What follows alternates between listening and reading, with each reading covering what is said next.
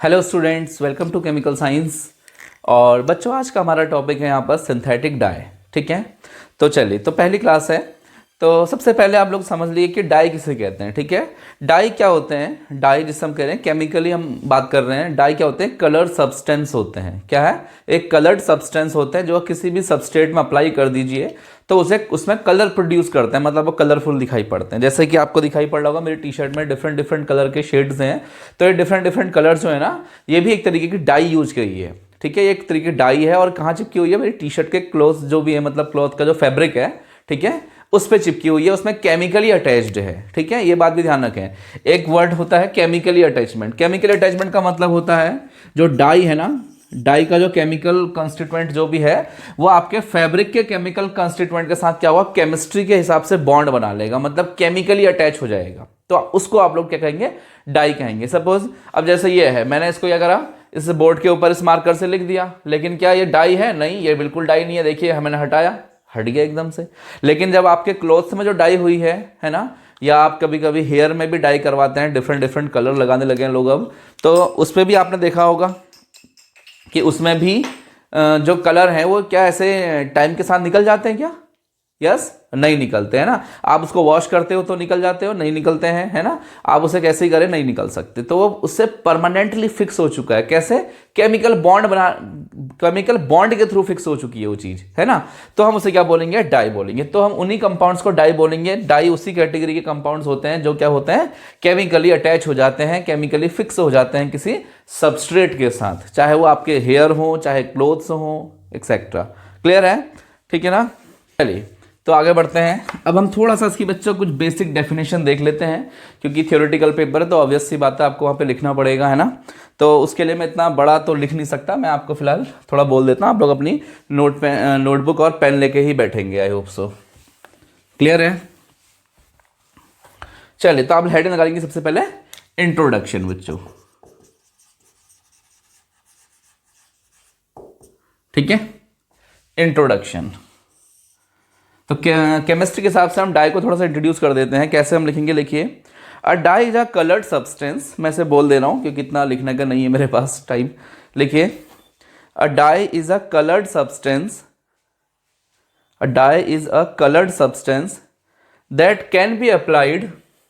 A dye is a coloured substance that can be applied to a substrate, that can be applied to a substrate giving it a colored appearance.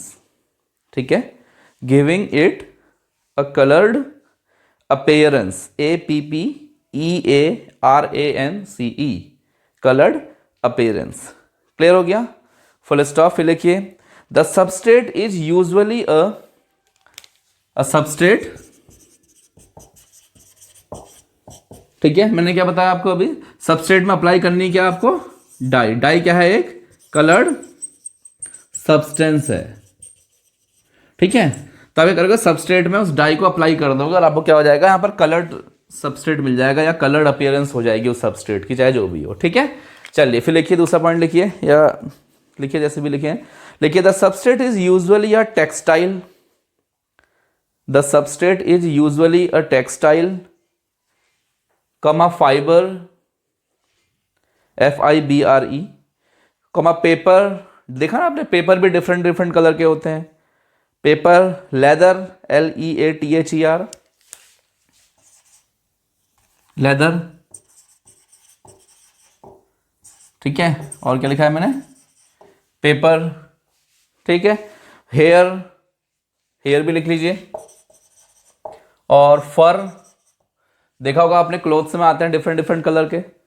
ठीक है, और plastic, plastics में भी die होती है बच्चों। ठीक है, और वैक्स, WAX, वैक्स,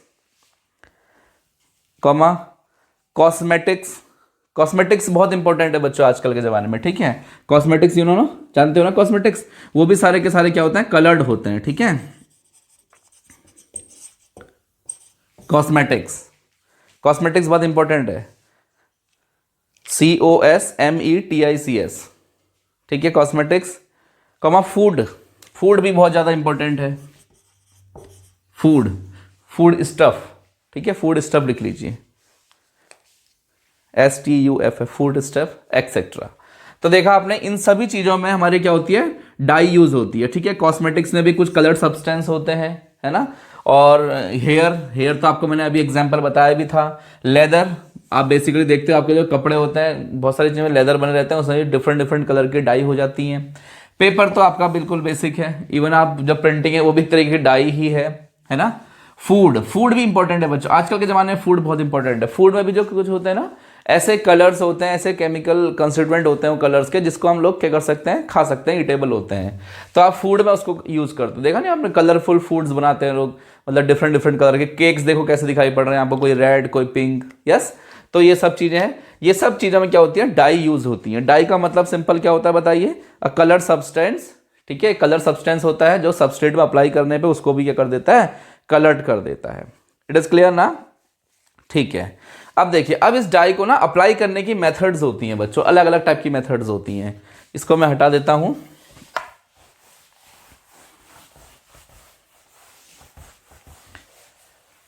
बच्चों आप लोग कॉपी पेन लेके ही बैठेंगे, ठीक है। वैसे तो आपको सारे टॉपिक मिल जाएंगे ऑलमोस्ट, लेकिन फिर भी डिपेंड करता है आप कौन सी यूनिवर्सिटी के, और कोई टॉपिक अगर आपको इस पढ़ाई हुए में नहीं मिलता है तो आप मुझे चैट बॉक्स में, या फिर अगर आप यूट्यूब में हैं तो किसमें, कमेंट्स में आप मुझे कमेंट करेंगे और बताएंगे कि सर मेरा ये वाले टॉपिक रह गए हैं, तो उसको फिर मैं कवर करूँगा। क्लियर है, ठीक है। एक और लाइन लिखें, नया पॉइंट लिखें, लिखिए, the dye can be applied in solution. लिखिए, the dye can be applied in solution, solution phase में अप्लाइड कर सकते हैं उसको, मतलब लिक्विड बनाइए और फिर जहां आपको करना है आप उसे डाई कर लीजिए, यस, इन सॉल्यूशन, और बाय एनी केमिकल और फिजिकल मेथड, और बाय एनी केमिकल और फिजिकल मेथड। क्लियर है, but it imparts a definite color, but it imparts, imparts a definite color to the fabric,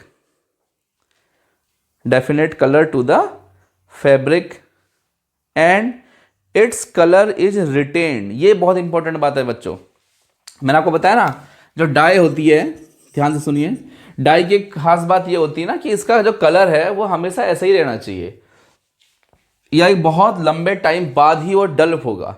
आप देखते हो जो कुछ कपड़े ऐसे होते हैं बहुत एक्सपेंसिव होते हैं, इसका मतलब यह है कि जो उनकी जो डाई किया है ना उसमें जो भी कलर्स वगैरह हैं वो बहुत ही क्या है, परमानेंटली फिक्स्ड हैं, बहुत ही एक्सपेंसिव तरीके के हैं। और कुछ कपड़े ऐसे होते हैं, जैसे आपने कभी कभी देखा भी होगा कि हम जैसे सपोज कोई कपड़े लेके आए और हमने एक दो बार उसे यूज़ किया, हमने उसको वॉश किया, तो देखा कि वो जो वॉश वाला जो पानी है ना वो एकदम कलर्ड हो जाता है, मतलब वो कपड़ा जो है अपने कलर को छोड़ना शुरू कर देता है। इसका मतलब क्या है, कपड़े की दिक्कत नहीं है, इसका मतलब है कि जो डाई उसमें करी गई है ना वो एक अच्छी क्वालिटी की डाई नहीं है, वो परमानेंटली उससे अटैच नहीं हो पाई। समझ में आ रही बात। तो डाई की एक अच्छी बात, एक खूबी कह सकते हो, ये हो सकती है कि जो डाई होती है, हम डाई उन्हीं को बोलेंगे जो क्या हो, केमिकली अटैच्ड हो जाए। क्या हो जाए, केमिकली अटैच्ड हो जाए। केमिकल अटैच होने का मतलब यह है कि केमिस्ट्री के हिसाब से परमानेंटली बॉन्ड बना के फिक्स हो जाए, ऐसे टूटे ना हो, निकल लेना, ठीक है। और निकले केमिकली अटैच हो जाएंगे तो वो क्या हो जाएगा, परमानेंटली फिट हो जाएंगे बच्चों, क्या हो जाएंगे, परमानेंटली फिक्स हो जाएगी क्लॉथ्स के साथ या जो भी आपका फैब्रिक है उसके साथ, है ना। और फिर उसके बाद वो वॉश करने पे नहीं निकल पाएगी, ठीक है। इंपॉर्टेंट बात क्या होनी चाहिए, वो धोने पे निकलनी नहीं चाहिए, ठीक है। और दूसरी बात क्या होनी चाहिए, अगर आप उसको एक्सपोज करते हो सनलाइट में, मतलब धूप में रख देते हो, तो उसके कलर में कोई फर्क नहीं पड़ना चाहिए। सपोज आपने कोई क्लॉथ धोए, ठीक है, वो बढ़िया रहे, अच्छे हैं, और उसके बाद आप उसको ले गए, आपने उसे वॉश करके कहाँ डाल दिया, धूप में डाल दिया, तो क्या होगा, अगर वो डाई अच्छी नहीं है, अच्छी क्वालिटी की नहीं है, तो क्या करेगी, वो सनलाइट में क्या हो जाएगी, सनलाइट में एक्सपोज करने पे ही वो क्या हो जाएगी, डल हो जाएगी, मतलब वो निकल जाएगी, उड़ जाएगी, ठीक है। तो ये भी एक अच्छी बात है डाई में कि ऐसा नहीं हो सकता डाई के साथ, ठीक है। तो आप डाई उसको ही बोलेंगे जो क्या हो, इन सारे पोस्टुलेट्स को, इन सारे पॉइंट्स को फुलफिल करती हो। क्या है पॉइंट्स, वॉश करने में निकलनी नहीं चाहिए, सनलाइट में छोड़ने में नहीं निकलनी चाहिए, मतलब आपने धूप में कपड़े डाले तो एज सच रहने चाहिए उनके कलर, एसिडिक और बेसिक सोल्यूशन में उसमें कोई इंपैक्ट नहीं पड़ना चाहिए।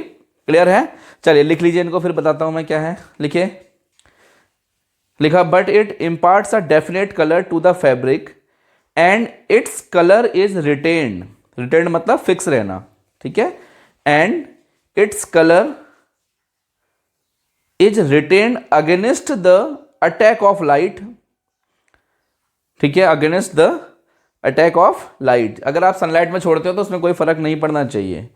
Comma moisture, MOISTURE, moisture. Comma dilute acids, कभी कभी आप जो सॉल्यूशन यूज कर रहे हो हल्का फुल्का डाइल्यूट क्या हो सकता है, एसिडिक हो सकता है, ठीक है। क्या हो सकता है, डाइल्यूट एसिडिक। तो डाइल्यूट एसिडिक नेचर के होने की वजह से उसमें कोई फर्क नहीं पड़ना चाहिए, ठीक है। Comma washing soda and soaps, washing soda क्या होता है, वॉशिंग सोडा कपड़े धोने का सोडा इसे बोलते हैं आप, ठीक है। आजकल हम लोग डालते हैं ना, सर्फ है, पता नहीं क्या क्या आते हैं आजकल, तो ऐसी चीज है, ठीक है। वॉशिंग सोडा या फिर किसी सोप से धोने में वो कलर क्या होना चाहिए, फिक्स रहना चाहिए, वो कलर निकलना नहीं चाहिए आपके क्लोथ्स से या किसी भी और चीज से। तो आप उसे क्या कहोगे, एक डाई कहोगे, अच्छी डाई कहोगे, ठीक है, क्वालिटी, गुड क्वालिटी की डाई हम उसे मान लेंगे। क्लियर है ना, ओके।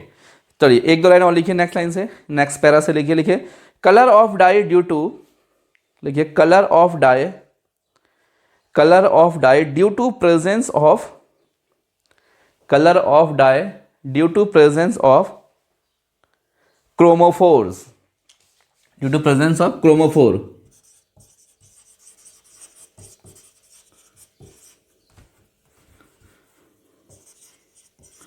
ठीक है, क्रोमोफोर्स।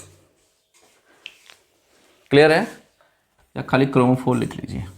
क्या होता है क्रोमोफोर, मैं आपको बहुत जल्दी बताऊंगा क्रोमोफोर के बारे में, ठीक है। क्रोमोफोर एक्चुअली में क्या होता है, कलर इंपार्टिंग ग्रुप होते हैं, ऐसे चलिए लिख लीजिए यहां पर, colour imparting groups.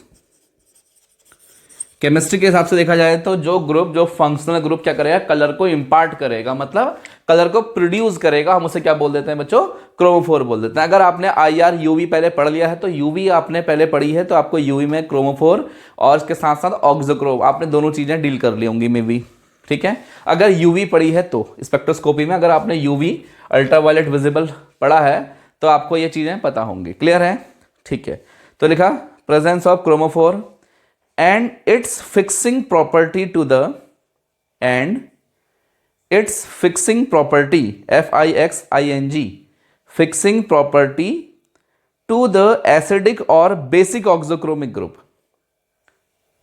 to the acidic or basic oxochromic group, ठीक है। तो क्रोमोफोर के साथ एक और प्रॉपर्टी, एक और चीज जुड़ी रहती है, उसे बोलते हैं ऑक्सोक्रोम, ठीक है, ऑक्सोक्रोमिक ग्रुप। अब ऑक्सोक्रोमिक ग्रुप क्या होते हैं, कौन होते हैं, बहुत जल्दी हम लोग जब थ्योरी डिस्कस करेंगे तब पढ़ेंगे। फिलहाल आपको मैं यहाँ पर दो चार एग्जांपल लिखवा देता हूँ। देखिए auxochromic group such as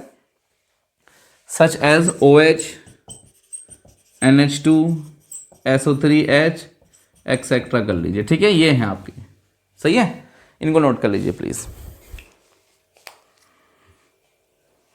clear हो गया, ओके। चलिए अगर स्पीड कभी फास्ट होती है तो आपके पास ऑप्शन है कि आप वीडियो को पॉज करिए और उसके अकॉर्डिंग अपना नोट्स बना लीजिए। नोट्स बनाने बच्चों बहुत इंपॉर्टेंट है, ऐसे रैंडम देख के नहीं चलेगा काम, क्योंकि BSc का एग्ज़ाम क्या होता है, थ्योरेटिकल होता है। बहुत सारी यूनिवर्सिटीज़ में वो जो है कोई ना कोई किसी न किसी सेमेस्टर में या फाइनल ईयर में ऑब्जेक्टिव मोड में हो जाता है, ठीक है, बट मोस्ट प्रोबेबली आपका थ्योरेटिकल होगा। चलिए अब इंपॉर्टेंट बात बच्चों, हेडिंग लगाइए classification of dye, classification of dyes, ठीक है। तो अब देखिए डाई को हमें जब हम इसको स्टडी कर रहे हैं, देखिए तो हम इसको डिटेल में स्टडी करना है, ठीक है। तो डिटेल्ड स्टडी के लिए हमें इसको क्लासिफाई करना होता है। क्लासिफाई करना समझते हो ना आप लोग, उसको ऐसे डिवाइड कर देना पार्ट्स में, तो उससे क्या होगा, हमें थोड़ा उसको स्टडी थोड़ा इजी गोइंग हो जाती है। यस, ऐसे लिख लेंगे आप भी, क्लासिफिकेशन ऑफ डाई, ठीक है। तो क्लासिफाई कर सकते हैं हम इसको दो तरीके से, ठीक है। हमारे पास दो तरीके होते हैं, एक तो होता है अकॉर्डिंग टू एप्लीकेशन, यहां लिख दूं मैं, classification according to application. Application मतलब आप उसे अप्लाई किस मेथड से कर रहे हैं, ठीक है, मतलब उसको अप्लाई करने की जो मेथड है उसके हिसाब से आप इसे क्लासिफाई कर सकते हो। दूसरा होता है बच्चों केमिकल क्लासिफिकेशन, या कह सकते हो केमिकल कंस्टिट्यूएंट के बेस में क्लासिफिकेशन, चलो मैं केमिकल लिख देता हूं, ठीक है,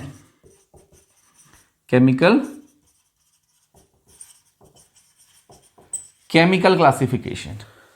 यस, तो देखा आपने दो तरीके से हो सकता है। क्लासिफिकेशन अकॉर्डिंग टू एप्लीकेशन, मतलब उस डाई को अप्लाई कैसे करना है आपके फैब्रिक में, ठीक है, जिस चीज़ में आप उसे अप्लाई करना चाह रहे हो, चाहे हेयर हैं, चाहे क्लोथ्स हैं, फर हैं, लेदर हैं, पेपर हैं, तो जो मेथड वो अप्लाई करेंगे, उसको अप्लाई करने के लिए जो मेथड यूज़ करेंगे उसके अकॉर्डिंग ये क्लासिफिकेशन होने वाला है। और जो दूसरा है वो केमिकल क्लासिफिकेशन है, मतलब आपका जो डाई है उसकी जो केमिस्ट्री है, ठीक है, वो डाई की जो केमिस्ट्री है, मतलब वो कौन से फंक्शनल ग्रुप्स हैं, उसमें कौन से ऐसे पर्टिकुलर ग्रुप्स हैं जो क्या कर रहे हैं, उसमें कलर को इंपार्ट कर रहे हैं, मतलब कलर को प्रोड्यूस कर रहे हैं, ये उसके अकॉर्डिंग यहाँ पर क्लासिफिकेशन हो जाएगा, which is second type of classification. It is clear ना?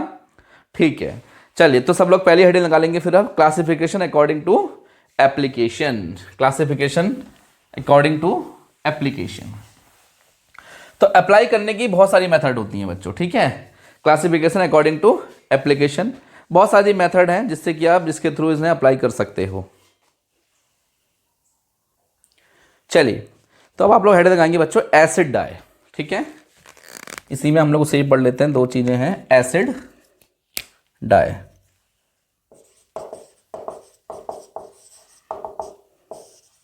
एसिड डाई का मतलब क्या हुआ, ठीक है, थोड़ा सा लिख लीजिए, लिखें, बोलें, एसिड डाइज लिखिए इसके अंदर, they are also described as anionic dye, ये इंपॉर्टेंट बात है, ठीक है,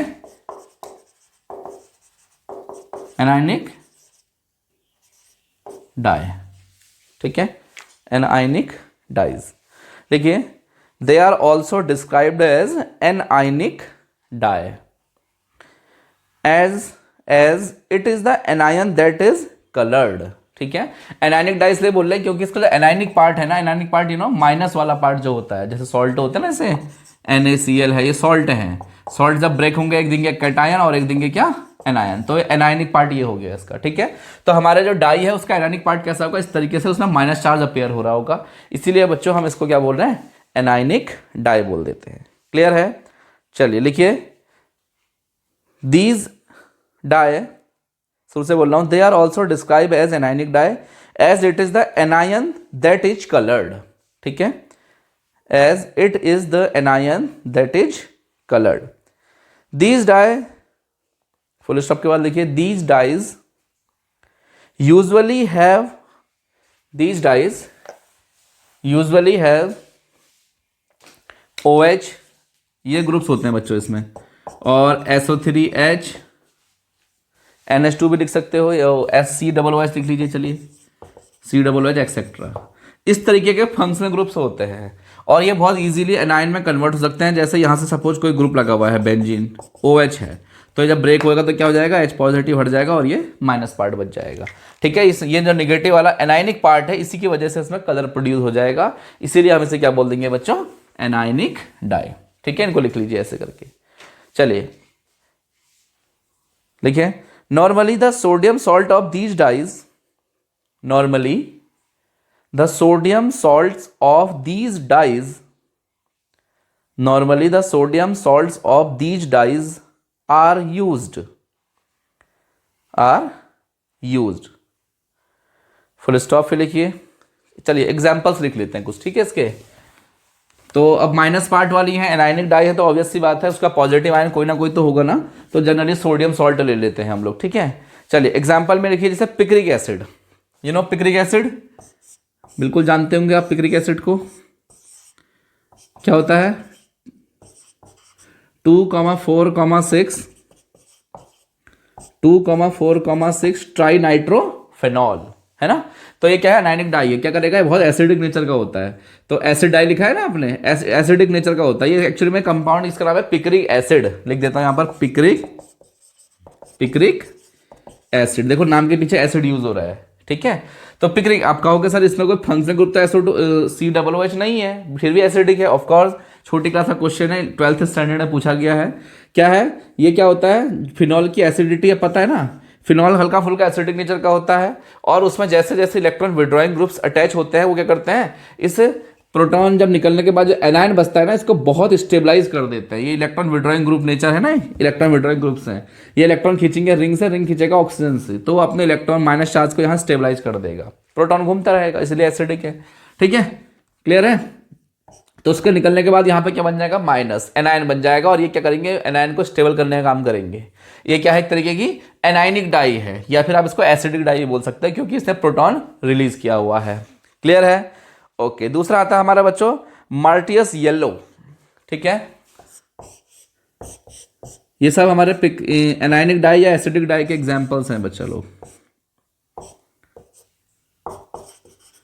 ये लीजिए, ठीक है, नोट करें आप, इसके स्ट्रक्चर बनाते रहेंगे बच्चों। ठीक है, मार्टियस येलो, MARTIUS लिख देता हूं यहां पर मैं, MARTIUS। ठीक है, मार्टियस येलो। ठीक है, ओके, ठीक है। एक और लिख लीजिए, नेपथॉल येलो, नेपथॉल येलो। इसी को मैं बना देता हूं, इसमें कुछ नहीं करना होता है आपको, यहां पर एक SO3H ग्रुप लगाना होता है, जिसे बोलते हैं सल्फोनिक ग्रुप। जानते हो ना आप लोग, SO3H को क्या बोलते हैं बच्चों हम लोग, सल्फोनिक ग्रुप। इसका नाम है naphthol yellow, naphthol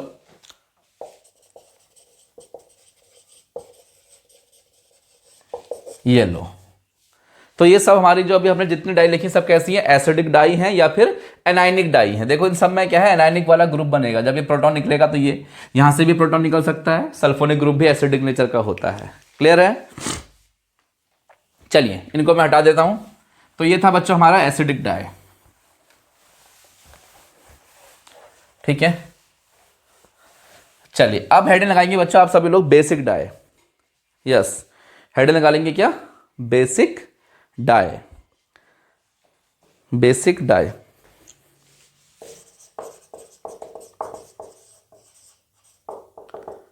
basic dye, ठीक है। लिखिए बेसिक डाइज क्या होती हैं। देखिए दीज डाइज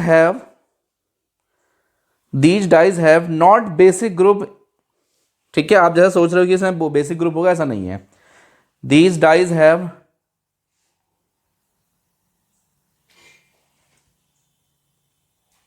लिखिए these dyes have got basic group. These dyes have got basic group, ठीक है, got basic groups in their molecules, basic groups in their molecules and are used in the form of their salts, used in the form of their THEIR, their salts such as hydrochloride. ठीक है, HCl type चीजें। Okay, तो example में लिखिए मेलेचाइट green. सीधे सीधे example बताता हूं मैं इसका। क्या इसका एग्जांपल बच्चों, मेलेचाइट ग्रीन। तो कैसे बनता है इसका स्ट्रक्चर,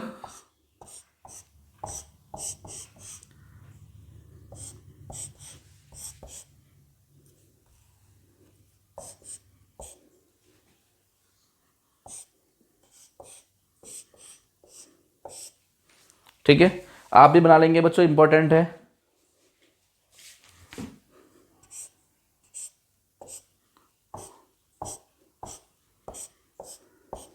इस तरीके से, ठीक है।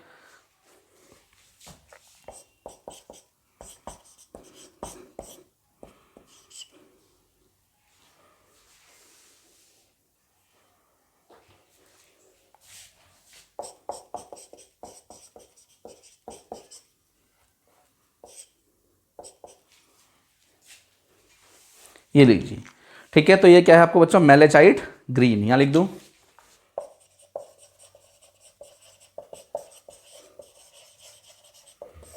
तो ये एक तरीके की क्या है, बेसिक डाई। आपसे कभी क्वेश्चन पूछ सकता है, हो सकता है अगर आपको कुछ ऑप्शन दे दिए हो और पूछ लिया हो कि बताइए इनमें से कौन सी एसिडिक डाई है और कौन सी बेसिक डाई है, तो आपको ये चीजें पता होनी चाहिए।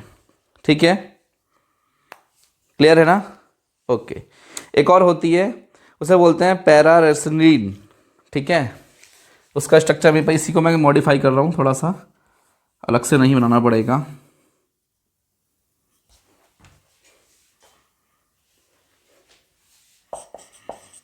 एक NH2 ग्रुप यहाँ और एक NH2 ग्रुप यहाँ पर, ठीक है। तो इसको भी आप लोग नोट कर लेंगे, ठीक है। नाम भी करेक्ट कर देते हैं।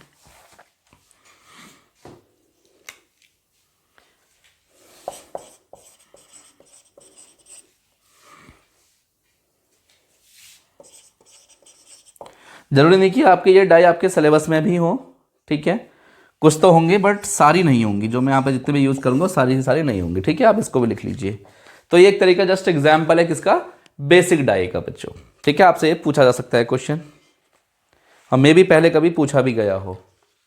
ओके चलिए, तो इसको बहुत जगह बच्चों कैटायनिक डाई भी बोलते हैं, ठीक है। कैटायनिक डाई क्योंकि इसमें कैटायन बन जाता है ना, दिख रहा है, इसलिए इसको बहुत बुक्स में कैटायनिक डाई भी लिखा रहता है। तो दो तरीके के डाई आपने देखे, एसिडिक डाई और बेसिक डाई। एसिडिक डाई में क्या होता है, एनायनिक पार्ट होता है, और एसिडिक डाई में क्या, बेसिक डाई में क्या होता है, कैटायनिक पार्ट होता है। इट इज क्लियर ना? ओके चलिए।